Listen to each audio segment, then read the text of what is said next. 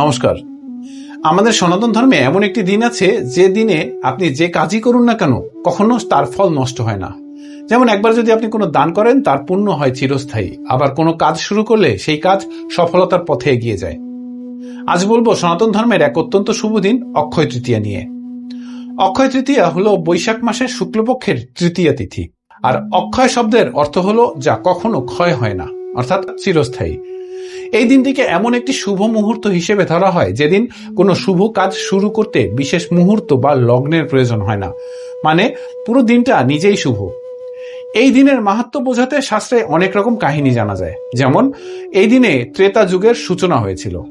আবার এই দিনে ভগবান শ্রীকৃষ্ণ তার বন্ধু সুদামার দারিদ্র্য দূর করেছিলেন।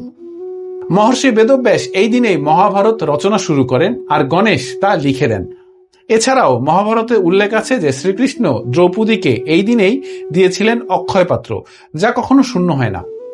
এইসব কাহিনীর মধ্যেই একটি সাধারণ বার্তা আছে, তা হলো এদিনে যা কিছুই করা হোক না কেন তার ফল অশেষ।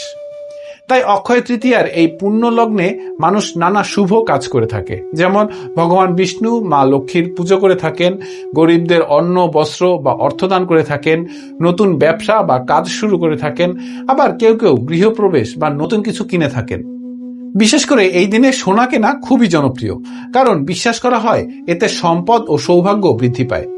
কিন্তু বাহ্যিক আচার নয়, অক্ষয় তৃতীয়ার আসল শিক্ষা কিন্তু আরো গুরুত্বপূর্ণ। এই দিন আমাদের শেখায় যে নিঃস্বার্থভাবে দান কখনো বৃথা যায় না। সৎকর্ম চিরস্থায়ী প্রভাব ফেলে এবং ভক্তি ও বিশ্বাস জীবনে অশেষ আশীর্বাদ নিয়ে আসে।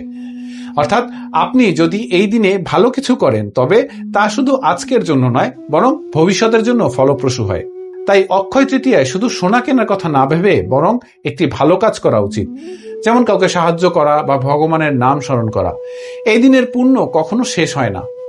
ভিডিওটি ভালো লাগলে লাইক দিন, শেয়ার করুন, আর এমন আধ্যাত্মিক বিষয় জানতে আমাদের চ্যানেলটি সাবস্ক্রাইব করুন। নমস্কার।